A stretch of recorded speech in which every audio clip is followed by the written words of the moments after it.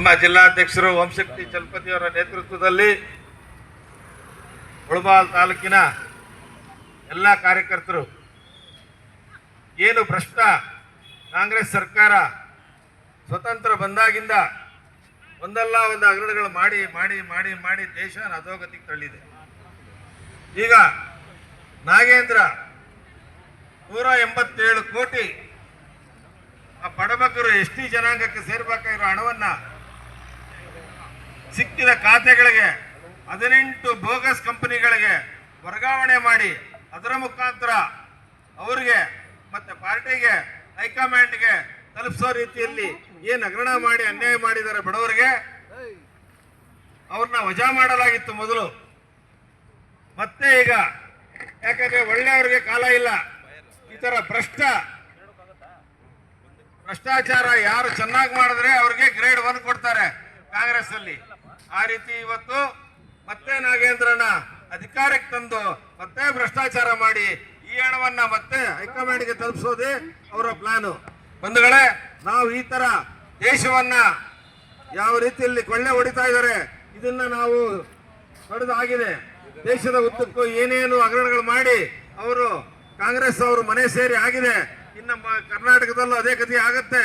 ಅದೇ ರೀತಿಯಲ್ಲಿ ನಾವು ಏನು ಇವತ್ತು ಧರಣಿ ಕೂತಿದ್ದೀವಿ, ಈ ನಾಗೇಂದ್ರನ ವಜಾ ಮಾಡದಿದ್ರೆ ನಾವು ನಿರಂತರವಾಗಿ ಇನ್ನೂ ಉಗ್ರ ಹೋರಾಟ ಮಾಡ್ತೀವಿ. ಯಾಕಂದ್ರೆ SC ST ಜನಾಂಗ ಅಂದ್ರೆ ಬಿಜೆಪಿಗೆ ಆಗಲ್ಲ ಅಂತ ಯಾರೋ ಒಂದು ಹೇಳಿಕೆ ಕೊಟ್ರು.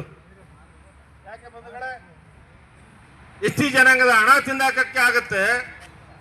SC ST ಜನಾಂಗ ಎಲ್ಲೇ ಕೂತ್ರೆ ಎದ್ದು ನಾವು ತುಳಿದು ಬಿಜೆಪಿ ಅವರು ಈ ತರ ನಮಗೆ ಅವಮಾನ ಮಾಡ್ತಾರೆ ಅಂತ ಹೇಳ್ತಾರೆ ಇನ್ನೊಬ್ಬ ಖರ್ಗೆ ನಾಯಕರು. ಅದೇ ರೀತಿ ನಾವು ಹೇಳ್ತೀವಿ, ನಮ್ಮಲ್ಲಿ SC ST ಜನಾಂಗ ಇಲ್ವಾ?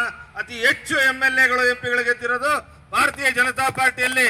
ಆ ಕಾಂಗ್ರೆಸ್ ಮುಖಂಡರು ಆ ಲಿಸ್ಟ್ ತೆಗೆದು ನೋಡ್ಲಿ, ಅತಿ ಹೆಚ್ಚು SC ST ಜನಾಂಗ ಗೆದ್ದಿರೋದು. ಅತಿ ಹೆಚ್ಚು SC ST ಜನಾಂಗಕ್ಕೆ ಒಂದು ಒಳ್ಳೆ ಕೆಲಸಗಳು ಕಾರ್ಯಕ್ರಮಗಳು ನಡೀತಾ ಇರೋದು ಭಾರತೀಯ ಜನತಾ ಪಾರ್ಟಿಯಲ್ಲಿ. ಯಡಿಯೂರಪ್ಪನವರ ಒಂದು ಮಂತ್ರಿಮಂಡಲದಲ್ಲಿ SC ST ಜನಾಂಗಕ್ಕೆ ಅತಿ ಹೆಚ್ಚು ಹಣ ಬಿಡುಗಡೆ ಮಾಡಿದ್ರು. ಅದನ್ನ ಹೊರತು ಅವರ ಹಣನ ಅಷ್ಟೋ ಇಷ್ಟೋ ಕಮ್ಮಿ ಕೊಟ್ಟು ಅದನ್ನು ದೋಚಿದಾರಲ್ಲ ಬಂಧುಗಳೇ. ಅದರಿಂದ ಮತ್ತೆ ರೆಸ್ಪೆಕ್ಟ್ ಮಾಡ್ತಾರೆ ಯಾರು? ನಾಗೇಂದ್ರ ಪರವಾಗಿ ಉಳಿದ ಕಾಂಗ್ರೆಸ್ ಭ್ರಷ್ಟ ಮಂತ್ರಿಗಳು ಏನಂತ, ಇದು ಏನಿಲ್ಲ, ಇದರಲ್ಲಿ ಹಗರಣನೇ ಇಲ್ಲ ಅಂತ. ಯಾಕಂದ್ರೆ 18 ಬೋಗಸ್ ಕಂಪನಿಗಳಿಗೆ ಹಣ ಹೋಗಿರತ್ತಪ್ಪ, ಬೇರೆ ಬೇರೆ ಬಂಗಾರದ ಅಂಗಡಿಗಳಿಗೆ ಹೋಗಿರತ್ತಪ್ಪ. ಹಣನ ಮತ್ತೆ ಬೇರೆ ಮುಖಾಂತರ ಅವರಿಗೆ ವರ್ಗಾವಣೆ ಆಗಿರೋದು ಕಣ್ಣು ಕಾಣ್ತಾ ಇದೆ ಬಂಧುಗಳೇ. ಆದ್ದರಿಂದ ಈ ನಾಗೇಂದ್ರ ಬಗ್ಗೆ ಏನು ನಾವು ಇವತ್ತು ಹಗರಣ ಅದನ್ನ ಇದನ್ನ ಮಾಡಬೇಕು, ವಜಾ ಮಾಡಬೇಕು ಅಂತ ನಾವು ಧರಣಿ ಮಾಡ್ತಾ ಇದೀವಿ. ಇದನ್ನ ಇನ್ನೂ ಮುಂದುವರಿಸ್ತೀವಿ, ಉಗ್ರ ಹೋರಾಟ ಮಾಡ್ತೀವಿ ಅಂತ ಎಚ್ಚರಿಕೆ ಕೊಡ್ತಾ ಇದೀವಿ ಕಾಂಗ್ರೆಸ್ ಅವರಿಗೆ. ಇನ್ನಾದ್ರೂ ಬುದ್ಧಿ ಬಂದಿಲ್ಲ, ಯಾಕಂದ್ರೆ ದೇಶನ ಕೊಳ್ಳೆ ಹೊಡೆದಿದ್ದಾಯ್ತು. ಬಡಬಗ್ಗರದ ಹಣನು ಇವಾಗ ಕೊಳ್ಳೆ ಹೊಡೆಯಕ್ಕೆ ಕೊಟ್ಟಿದ್ದೀರಾ. ಈಗ ನೋಡಿ, ಏನು ಕರೆಂಟ್ ಫ್ರೀ ಅಂದ್ರು, ನಿನಗೂ ಉಚಿತ ನನಗೂ ಉಚಿತ ಅಂತ ಹೇಳಿದ್ರು. ಆದ್ರೆ ಇವಾಗ ಆ ಉಚಿತ ಜ್ಯೋತಿ ಆ ಬಡವರಿಗೆ ಯಾರ್ಯಾರಿಗೆ ಬಡವರಿಗೆ ಒಂದು ಇದಿಲ್ಲ, ಆಧಾರ್ ಕಾರ್ಡ್ ಸರಿ ಇಲ್ಲ, ಅದಿಲ್ಲ, ಅವ್ರನ್ನ ಕಟ್ ಮಾಡೋದೇ ಆ ಕೆಲಸ ನಡೀತಾ ಇದೆ. ರೇಷನ್ ಕಾರ್ಡ್ ಕೊಟ್ರೆ ಅದನ್ನ ಬಡಬಗ್ಗರಿಗೆ ತಲುಪಬೇಕಾದ ರೇಷನ್ ಕಾರ್ಡ್ಗಳನ್ನ ಕಟ್ ಮಾಡ್ತಾ ಇದ್ದಾರೆ. ಈ ರೀತಿ ಪ್ರತಿಯೊಂದು ಆ ಬಡವರಿಗೆ ಅನ್ಯಾಯ ಮಾಡ್ತಾ ಇದ್ದಾರೆ.